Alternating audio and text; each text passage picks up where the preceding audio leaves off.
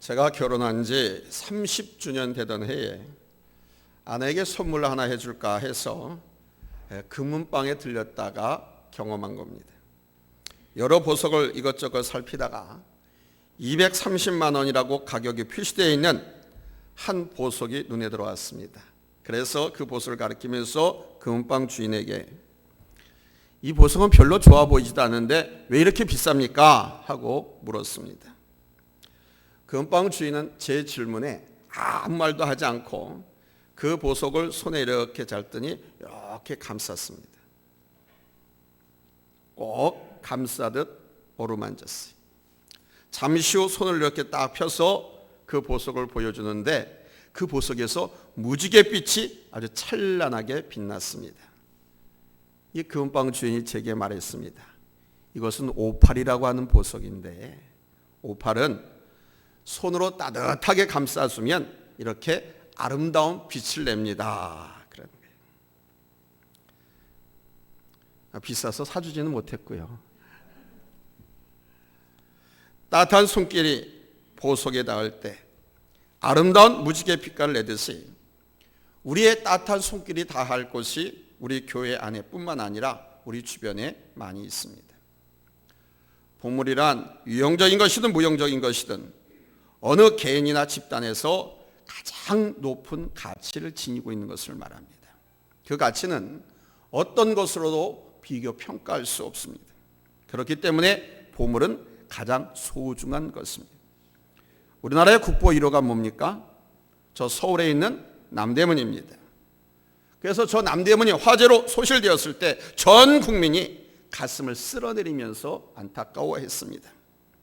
사람마다, 가정마다, 저마다 소중한 보물이 다 있습니다. 어떤 집에는 그림일 수도 있어요. 어떤 집은 대대로 물려 내려오는 병풍이나 액자, 도자기일 수도 있습니다. 어떤 경우에는 집 문서나 땅 문서가 보물이기도 합니다. 우리가 병원에 가보면 의사 선생님의 졸업장이 벽에 떡하니 걸려 있습니다. 서울대나 연세대, 고려대학교 졸업장을 당당하게 걸어놓고 있습니다. 청소년들은 핸드폰이나 PMP나 노트북, 컴퓨터를 보물로 여깁니다. 또 어떤 경우에는 게임 아이템을 가장 소중하게 여기기도 하세요. 아무튼 나름대로 저마다 가장 가치를 두고 우선순위로 여기는 것들이 있습니다. 바로 우리 하나님께도 가장 보배로운 보물이 있다는 것입니다. 우리 하나님께 가장 보배로운 보물, 그것이 무엇입니까? 바로 하나님의 형상대로 지음받은 우리 인간들이라는 사실입니다. 우리 하나님은 그 영혼이 천하보다 귀하다고 말씀했습니다. 하나님께 우리들이 천하보다 귀한 보물이라는 것입니다. 하나님은 당신이 창조한 피조물들 가운데서 우리 인간을 가장 보배로운 존재로 여기셨습니다. 신명기 26장 18절 말씀을 통해서 여호와께서도 내게 말씀하신 대로 오늘 너를 그의 보배로운 백성이 되게 하시고 그의 모든 명령을 지키라 확언하셨느니라 그랬습니다. 그러니까 나를 보배로운 백성이 되게 하셨다는 것입니다. 여러분에게 보배로운 보물이 있다면 그것을 어떻게 하시겠습니까? 출애기 19장 4절에서 5절 말씀에 보니까 내가 애굽 사람에게 어떻게 행하였음과 내가 어떻게 독수리 날개로 너희를 업어 내게로 인도하였음을 너희가 보았느니라. 세계가 다 내게 속하였나니 너희가 내 말을 잘 듣고 내 언약을 지키면 너희는 모든 민족 중에서 내 소유가 되겠고 그러셨습니다. 너희는 모든 민족 중에서 하나님의 소유가 되게 하시겠다는 겁니다. 세상에서 가장 보배로운 것인 만큼 너희를 당신 소유로 삼으시겠다는 것입니다. 여러분은 어떤 존재입니까? 세상에서 가장 보배로운 존재입니다. 여러분은 세상에서 가장 보배로운 보물입니다. 전에는 아주 추한 지인이었지만 죄 때문에 사단의 자녀였고 멸망의 자녀였지만 우리 주님의 용서와 자비와 은총으로 우리 하나님의 거룩한 자녀, 우리 하나님의 거룩한 보배가 된 것을 믿으시기 바랍니다. 이 부분에 있어서 신약성경 베드로전서 2장 9절 말씀엔 이렇게 기록되어 있습니다. 너희는 택하신 족속이요 왕같은 제사장들이요 거룩한 나라요 그의 소유가 된 백성이니 이는 너희를 어두운 데서 불러내어 그의 귀한 빛에 들어가게 하신 이의 아름다운 덕을 선포하게 하려 하심이라. 아멘. 그러니까 어두운 데서 불러내서 택하신 족속이고 누가? 내가. 너희를 어두운 데서 불러내어 택한 족속, 왕같은 제사장이요 거룩한 나라요 하나님의 소유가 된 백성이 되게 하셨다는 겁니다. 누구를요? 여러분을요. 예수 그리스도의 십자가 은혜로 여러분 구원을 받은 성도들은 모두 하나님의 자녀들인 줄로 믿습니다. 그래서 하나님의 교회 모든 가족들은 모두 하나님께서 가장 보배롭게 여기시는 보물이고 하나님의 자녀들인 것입니다. 한 걸음 더 나가서 성경은 우리를 자랑의 면류관이라고 말합니다. 데살로니가전서 2장 19절로 20절 우리 한번 같이 읽겠습니다. 찾았으면 아멘 합니다. 합독합니다. 시작. 우리의 소망이나 기쁨이나 자랑의 면류관이 무엇이냐? 그가 강림하실 때 우리 주 예수 앞에 너희가 아니냐? 너희는 우리의 영광이요 기쁨이니라. 아멘. 자랑의 면류관이 무엇이냐? 바로 여러분들이라는 겁니다. 아멘. 전도로 열매 맺은 너희가 바로 천국의 열매라는 것은 무엇이 진정한 기쁨일까요? 돈 많은 것, 좋은 자동차를 자랑하고 아파트를 자랑하고 좋은 옷, 비싼 옷, 고급 옷을 자랑하고 먹거리를 자랑하고 비싼 핸드백, 가방을 자랑합니다. 지식이 많은 것을 자랑합니다. 요즘 일자리가 없다고 말하지만 또 없는 게 있습니다. 준비된 인재가 없습니다. 이번에 윤석열 정부에서도 인수위원회에서 국무총리서부터 각부 장관들을 인선하고 지금 모집하고 있는데 왔더니 옛날 인물들 다 갖다 다시 쓰는 거예요. 사람이 없어요. 준비된 인물이 없어요. 역시 집권 여당이었던 민주당에서도 보니까 이번 지방선거를 하는데 지방선거에 일꾼들을 이렇게 보내려고 하다 보니까 사람이 없어요. 맨 그놈 갖다가 또 추천해서 내보내겠다. 준비된 인재가 없어요. 그러나 자기가 준비된 인재라 할지라도 그것이 영원한 기쁨일 수 없습니다. 건강 또한 영원한 기쁨이 될 수 없습니다. 얼굴이 잘생긴 것, 몸매가 좋은 것이 부러워서 새벽이고 밤이고 뛰고 또 뛰고 뛰면서 운동을 하고 몸을 관리합니다. 그러나 그것도 잠깐이지 진정한 기쁨이 될 수 없습니다. 세월이 흘러가면서 얼굴이 빨래판처럼 주름이 들고 몸은 꼬부라지기 시작하고 머리는 빠지고 이빨도 빠지고 그래서 젊었을 때 그 아름다움과 몸짱 진정한 기쁨이 될 수 없습니다. 우리가 천국에 갔을 때 하나님 앞에서 받을 상급은 온갖 부하로 치장된 면류관이 아닙니다. 천국에 가서 우리가 받을 면류관은 바로 내가 전도한 사람들이 바로 천국의 면류관인 거예요. 나 또한 전도받아 구원을 받았으니 나 역시 천국의 면류관이 되는 것입니다. 그러므로 내가 전도해서 찾아낸 하나님의 백성은 내가 천국 갔을 때 나의 영광스러운 보물이 되는 것입니다. 아멘. 누구나 보물을 많이 갖고 싶어 합니다. 보물은 많이 가질수록 좋지요. 그것은 금전으로 환전했을 때도 엄청난 가치가 나오기 때문에 그래서 우리 성도들도 많은 보물을 갖고 싶다고 하면 전도를 많이 해서 하나님의 백성을 많이 거두시면 돼요. 나를 통해서 전도받은 그 사람이 천국에서 나의 면류관이라는 거예요. 그런 의미에서 우리 성도 한 사람 한 사람은 여러분 축복의 통로인 줄로 믿습니다. 여러분 옆에 앉은 성도님들이 여러분에겐 축복의 통로예요. 우리 서로는 서로에게 축복이 되는 존재라는 것을 잊지 마십시오. 내가 너를 만나서 내가 너 때문에 이건 아닙니다. 그건 사탄의 유혹이고 속삭입니다. 그러므로 더욱 사랑하고 감싸주고 기도해주면서 우리 주님의 사랑과 복음을 전하는 우리 성도님들이 될 수 있기를 예수님의 이름으로 축원합니다. 할렐루야, 할렐루야. 두 번째는 본문 16절 말씀 보니까 누가 보배로운 백성들이냐? 하나님 앞 기념책에 대장에 등록된 사람들이에요. 자, 우리 16절 같이 읽겠습니다. 시작. 그때에 여호와를 경외하는 자들이 피차에 말하며 여호와께서 그것을 분명히 들으시고 여호와를 경외하는 자와 그 이름을 존중히 여기는 자를 위하여 여호와 앞에 있는 기념책에 기록하셨느니라. 아멘. 요즘은 웬만한 아파트에 들어가고 싶은데 그냥 못 들어갑니다. 그 아파트 관리 사무실에 등록된 그 대장의 이름이 있어야 비밀번호를 알려주고 들어갈 수 있습니다. 비밀번호를 아는 사람, 누르는 사람에게만 문이 열립니다. 아무리 대통령의 할아버지가 와도 비밀번호를 모르면 들어갈 수가 없습니다. 오늘 주신 하나님 말씀에는 바로 하나님의 생명冊에 기록된 이름이 있다는 것입니다. 그런데 그 이름은 잃어버린 사람들의 이름입니다. 주님께서는 바로 잃어버린 그 사람들, 이 땅에 잃어버린 그 영혼들을 찾아 구원하려고 2000년 전에 이 땅에 오셨습니다. 천국문 지옥불이라고 하는 동영상을 봤습니다.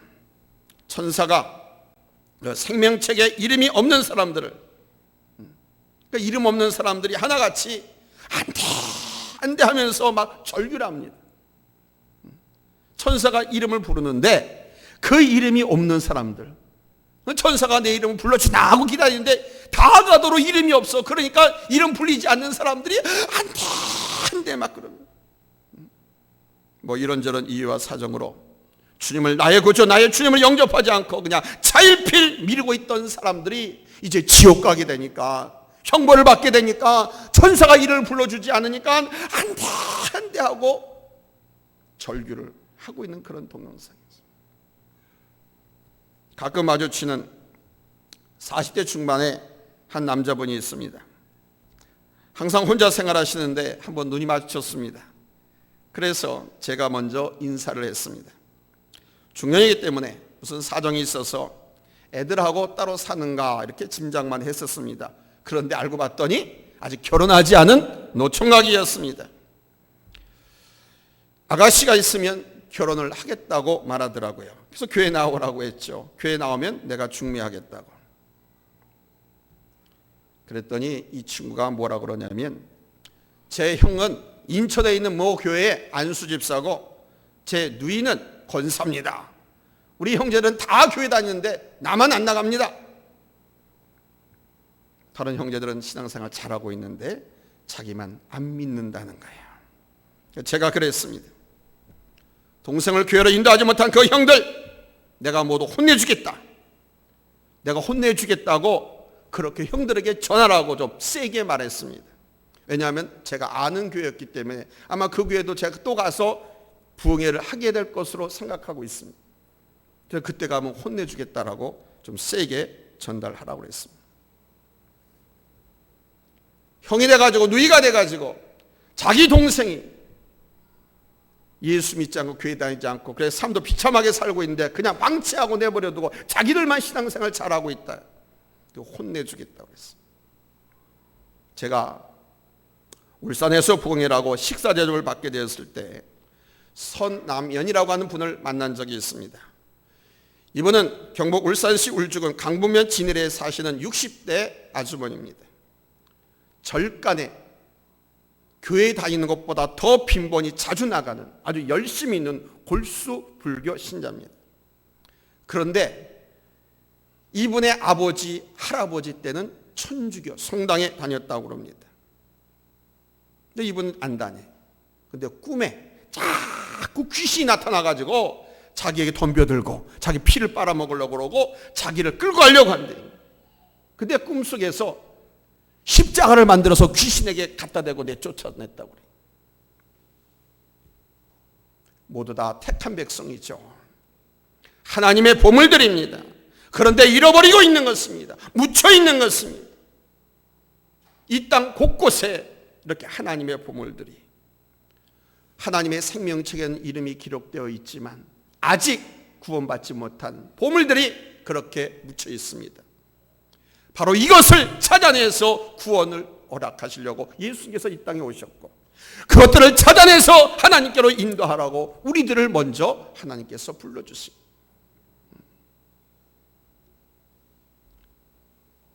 세 번째로 이 하나님의 보석들은 다양한 빛깔과 모습을 하고 있습니다. 이 보석이 누구라고 그랬습니까? 우리 성도들을 말합니다. 다양한 빛깔과 다양한 모습을 하고 있습니다. 머리가 허연 사람이 있는가 하면 나이 60, 70이 됐는데도 저처럼 까만 놈이 있고, 뚱뚱한 사람이 있는가 하면 호리호리한 사람이 있고, 키가 큰 사람이 있는가 하면 작은 사람이 있고, 부자로 사는 사람이 있는가 하면 가난하게 사는 사람도 있고, 많이 배운 사람이 있는가 하면 많이 배우지 못한 사람도 있고, 교양이 있는 사람이 있는가 하면 교양 손톱만큼도 없는 그런 사람, 아주 다양한 빛깔, 다양한 모습을 하고 있습니다. 오늘 보면 10절 말씀을 통해서 만군의 여호와가 이르노라, 나는 내가 정한 날에 그들을 나의 특별한 소유로 삼을 것이요. 제가 말씀드린 바로 이런 다양한 사람들을 하나님께서 특별한 소유로 삼을 것이요, 또 사람이 자기를 섬기는 아들을 아낌같이 내가 그들을 아끼리니, 네 아들처럼 자식들처럼 내가 그들을 아낀다. 여기 말씀에 기회를 그리십시오. I'll make it my special possession. 나의 특별한 소유로 삼을 것이다. 누구를? 나를. 우리 하나님께서 나를 특별한 날에 특별한 소유로 삼으시겠다고 말씀. 오늘 이 말씀을 들으시면서 다른 건 몰라도 이거 하나만큼은 절대로 잊지 마십시오. 내 인생 다 하는 날까지 하나님께서 여러분을 아주 특별한 소유로 삼으셨다는 사실. 또한 우리 다 같이 요한계시록 21장 19절로 20절을 찾아보겠습니다. 요한계시록 21장 19절 20절, 바로 이렇게 다양한 하나님의 보물들이 교회에 있습니다. 세상에 있습니다. 자, 찾았으면 아멘 합니다. 함께 읽겠습니다. 시작. 그 속에 성곽의 기초석은 각색 보석으로 꾸몄는데, 첫째 기초석은 벽옥이요, 둘째는 남보석이요, 셋째는 옥수요, 넷째는 녹보석이요, 다섯째는 홍만어요, 여섯째는 홍보석이요, 일곱째는 황옥이요, 여덟째는 녹옥이요, 아홉째는 담황옥이며, 열째는 비치옥이, 열한째는 청옥이요, 열두째는 자정이라. 아멘. 이 하나님의 보물, 다양한 보물, 여기 12가지를 일단 정리해 놨습니다. 그럼 이 첫째 벽옥은 뭐냐? 영적인 믿음을 뜻합니다. 목회자, 선교사의 직분을 감당할 수 있는 은사를 말합니다. 둘째 남보석은 고등과 절개를 말합니다. 법관이나 법조인, 경찰관, 검사, 변호사 딱 맞지요. 셋째는 옥수란 보석인데, 이것은 결백과 희생적인 사랑을 뜻합니다. 의사나 간호사가 알맞습니다. 넷째는 녹보석입니다. 의와 푸름, 정의롭고 깨끗함을 의미합니다. 사회 정의를 부르짖는 민주투사들입니다. 이렇게 다양한 보석들이, 다양한 우리 보물들, 우리 성도들이 이 땅에 있다는 겁니다. 다섯째는 홍만호입니다. 충성입니다. 군인이나 공무원들. 여섯째는 홍보석, 열심을 말합니다. 이 땅의 민초들, 근로자들을 말합니다. 일곱째 황옥입니다. 이거는 자비를 말합니다. 그러니까 다른 사람들이 어려움을 겪거나 아파하는 것, 고통을, 불행을 보지 못합니다. 구급대원들, 자원봉사자들 있지 않습니까? 이런 사람들. 여덟째는 녹옥입니다. 오래 참음입니다. 연구원들, 학자들, 교수들을 말합니다. 아홉째 담황옥입니다. 이건 양선을 말합니다. 양선은 어질고 착하다는 뜻입니다. 어쩌면 이 사람들은 법 없이도 살 수 있는 사람들, 우리 주변에 그런 사람, 그 사람은 법 없이도 살 수 있는 사람이 하는 사람들 있지 않습니까? 이런 사람들. 제가 지금 이 보석을 비유해서 성경에서 말한 이 보석 같은 사람들, 세상에 이렇게 있어요. 11번째는 청옥입니다. 청결함과 거룩함. 환경미화원들 있죠? 환경을 아름답게 가꾸고 보살피는 사람들. 이들의 손길을 통해서 골목이나 거리가, 또 우리의 주변 환경이 깨끗하고 아름답게 유지, 정돈, 관리되고 있습니다. 12번째는 자정입니다. 아름답고 온유함을 뜻합니다. 상담가들. 그래서 마음과 생각을 지켜주고 가정과 사회를 지켜주는 사람들.